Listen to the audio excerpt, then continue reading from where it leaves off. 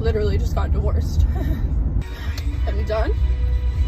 I don't ever have to see him again. That was so hard. That was so painful. I couldn't look at him. I couldn't say hi. I couldn't say bye. I just walked away.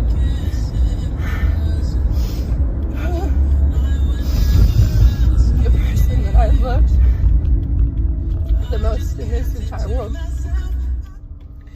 The person I loved most in this entire world, you know?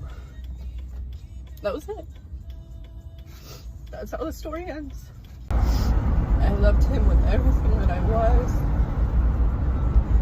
And now it's done. Oh God, I'm fucking broken, man. I fucking hurt. I kept it together until the end. But I did that shit. Why do women film their crying breakdowns and put it on social media? Can anyone explain this? Is it for clickbait and views? Because people feel sorry? Is that it? Why do women think this is a good idea? If I were a business looking to potentially hire someone and doing research and a background check, this type of stuff would cause me to back out immediately thinking they are unstable.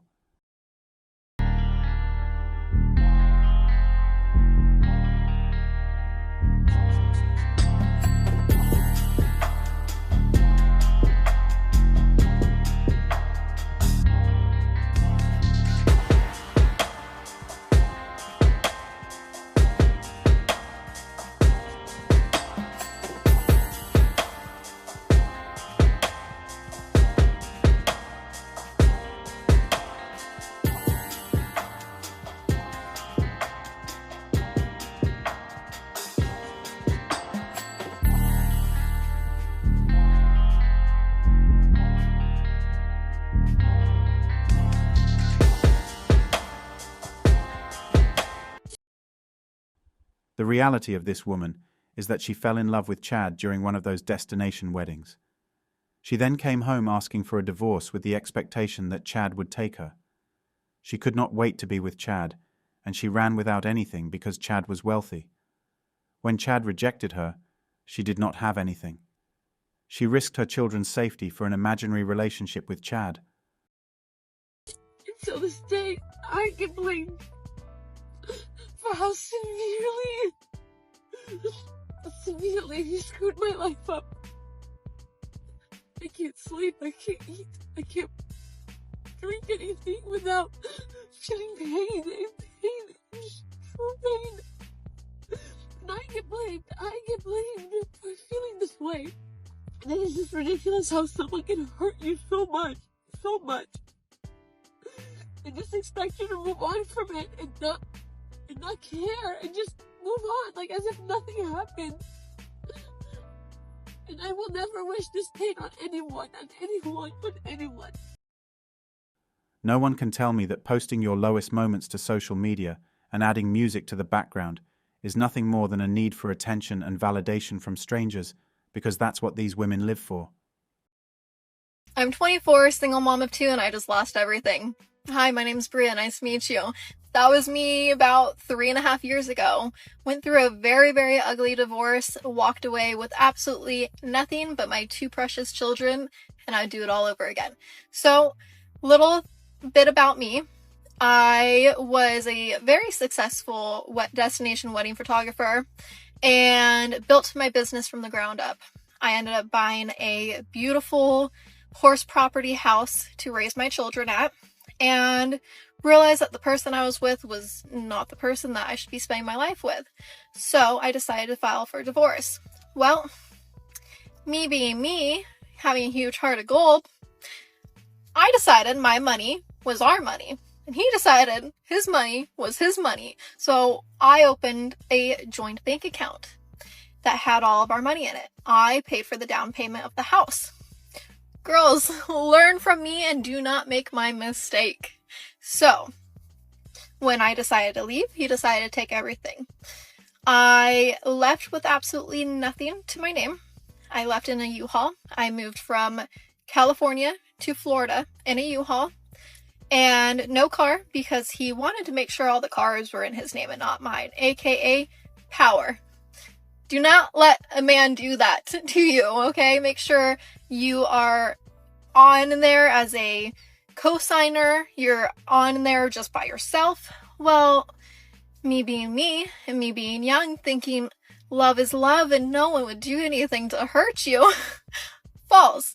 So I left with about $10,000 to my name, a U-Haul full of everything, and my 2 children. She is an absolute liar. No court in California would allow a woman with 2 kids to walk away with absolutely nothing. Bare minimum, the court would force them to sell the house and cars, no matter whose name they're in, then split the money. I spent about 4 months using my double stroller as a car for 4 months, I would say.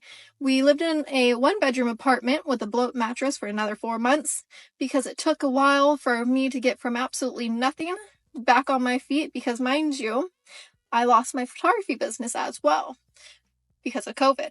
So COVID happened, weddings got shut down, I stepped away. So now here's this single mom of 2, basically homeless, thinking life is never going to get better. How did I get here and how do I get out of it? So there was days, weeks, months where I'm crying my eyes out because I didn't have enough to buy food just for breakfast. I didn't have enough for anything. And I'm just here to tell you that if you keep pushing and you keep believing in yourself, everything's going to be okay. It's going to work out in your favor. I'm still not, now I'm 27, so 3.5 years later, because I'm going to be 28 in like 2 days, but I'm still not where I want to be in life. However, I'm a lot closer to where I want to be in life because of the fact that no matter how impossible it felt, I refused to give up. I refused to take the easy way out and just say, this is the cards that God gave me. No, I said, I don't like these cards and I'm going to do everything in my power to get out of this. So if you need support, if you need help, if you need anything, feel free to reach out to me because I love supporting other females. If you need a job, I'm hiring. I will give you a job. Like literally anything that you need, I will help you with because I've been there and I had absolutely no one and it sucked. So this is just your reminder to keep going no matter how hard it gets. These women are liars. A young woman like the second one who left her husband certainly has a family that helped her. Furthermore, I doubt that she gave up child support. The proof is that if things were so difficult, she could have left the children with their father, but she didn't. Otherwise, the money wouldn't have come. Pure lie. So the other day, my husband, who I've been married to for 17 years, but am now going to be divorcing, told me that marrying me was the biggest mistake he's made in his life. And I responded to it with like sarcasm and kind of snark, like marrying me, I'm the biggest mistake that you've ever made.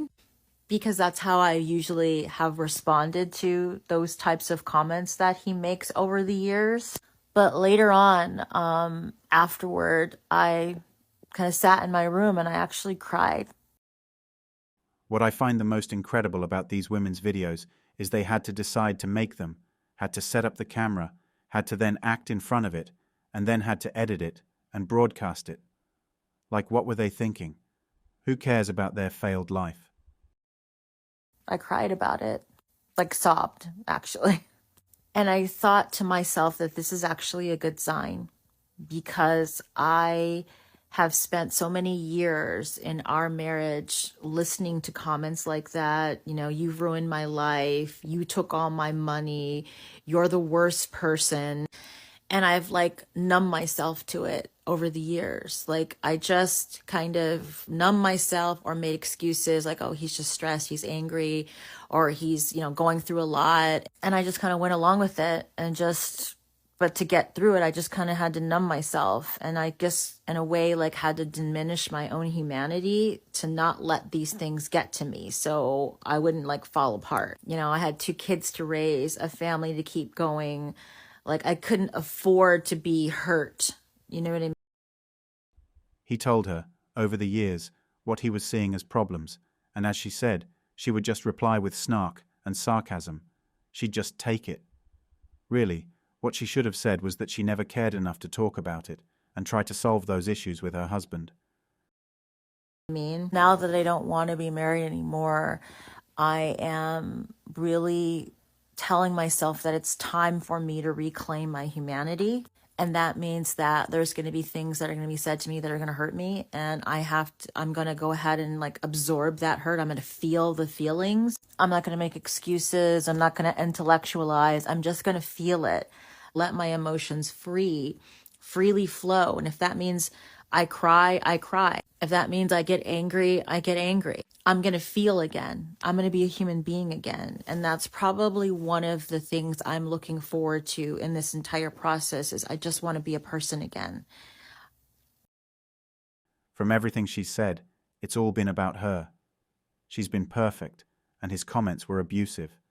She's done nothing wrong, and the divorce is his fault, and she's happy to be out because she wants to feel again. Make that ish make sense. So, just to be totally transparent with y'all, I've been feeling like these little pockets of sadness lately, like throughout my day. Like, it'll just be like, oh, do you remember you and your ex used to do this? Or like, oh, do you remember? And it's frustrating because I feel like I'm past that point of like, I don't know. I don't feel like I'm past any point, honestly. I'm just trying to let healing come and go.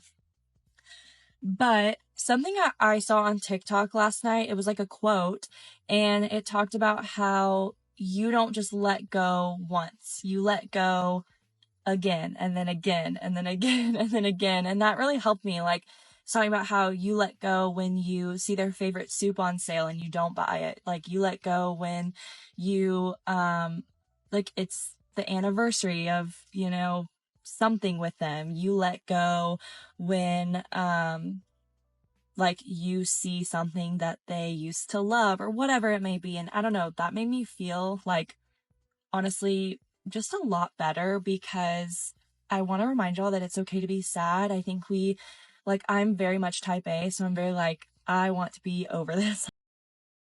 Thousands of men go through that pain after being betrayed by a woman they loved and trusted. They were building their life with her in mind and lost all of that when she was planning her life for them and using his love and money to set it up. It's been 3 months, so it's this. It's been 6 months, but it's not like that. It's so, it's just okay to be sad. It's okay to give yourself grace and, don't stay in that sadness, but it's okay to have moments of sadness. And I want to remind you that. So just know that I'm always here for you, and it does get better, but also allow yourself to feel your feelings. Girls, men have woken up to you and the games you play. It's not nice when the very games along with the rules you made up are turned on you. It must be difficult when single, forever leftover modern women realize they will have to work for their own retirement plan. Meanwhile, every divorced single man I know is living a happy, peaceful and wealthy life. Thanks for watching Manhood. As always, we're looking forward to your support. So please hit the like button, share this video with your friends, and subscribe to the channel to stay updated with everything all kings like yourself need to know.